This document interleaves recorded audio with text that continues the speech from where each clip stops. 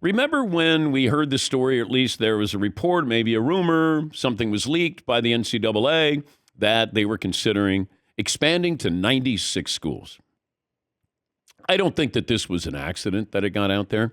What happens a lot of times with leagues, and I think the NFL is really good at doing this, they'll give something, information to an insider, and then the insider then throws it out. And then the NFL reacts, went to our reactions or the media's reaction, fans' reaction. And I think that's what happened with the NCAA. We're at 68. Then there was talk of 96. And I remember asking Jim Boeheim. Jim Boeheim said, yeah, I'm all for it. We asked Mike Krzyzewski last week. He goes, no. You got to be careful. You don't want to ruin, you got a great thing going here. This is what I think will happen. 96 isn't going to happen. Not now. But let's say they added 4 more play-in games. I don't think anybody would be upset at that. Right? Maybe we start our games Tuesday afternoon and then Wednesday afternoon. And they would be at the same site, same location. And I think that might be a way of, let's say we expand it to 70, 76, 78 teams, something like that.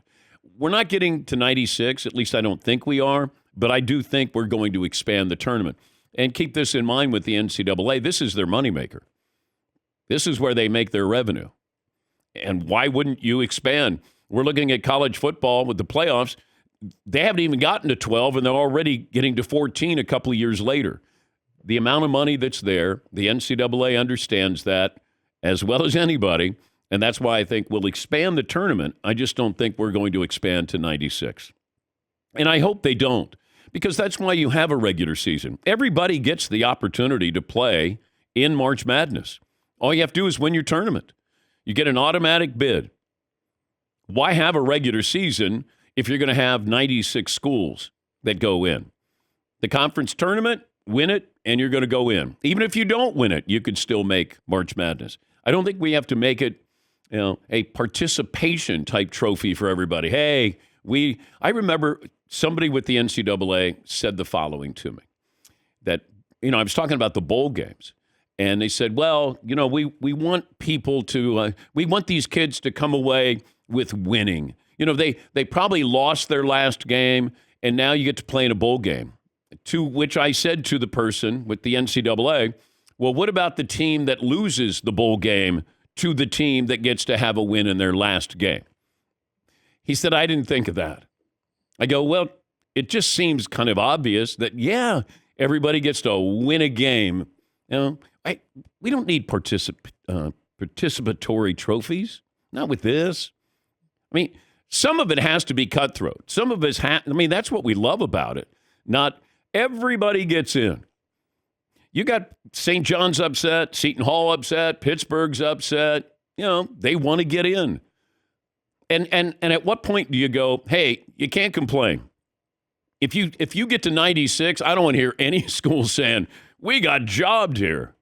All right, if we add 4 more, 8 more, 12 more schools, okay, you're still going to get some, coaches, fan base who are like, we got screwed here. It feels like the story of this year's tournament is about the seeding of certain schools, certain conferences. Now, I think the Big East is the second best conference, basketball-wise.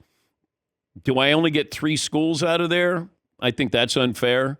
It feels like the NCAA was favoring certain conferences over others, but Big East is still great basketball there. And I can understand why Seton Hall and St. John's would be disappointed. Pittsburgh would be disappointed not getting in. But you do have the opportunity to get in. Like, if Seton Hall wins a game, Seton Hall is in the tournament. St. John's, they took Connecticut as, far as they could and lost a close one. Yeah, Seton. It is interesting, to the expansion point, in that you can have a team that doesn't get in that still beat the number 1 overall seed and beat Marquette, who's a 2 seed, and beat St. John's twice, and they still aren't good enough to get into the tournament. I guess it speaks to the parity to some degree. Yeah, and that's what they want. I mean, they want the fact. I don't think that they want a number one overall seed that everybody thinks is going to win again.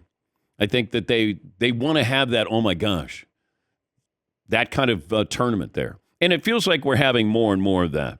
You know, people said Providence should be in. That's another Big East. Indiana State, Oklahoma. You know, I get it. But, you know, at what point do you say it's about you, not about the selection committee? But I do think that we'll expand. We always expand in every sport, and we'll do that with March Madness.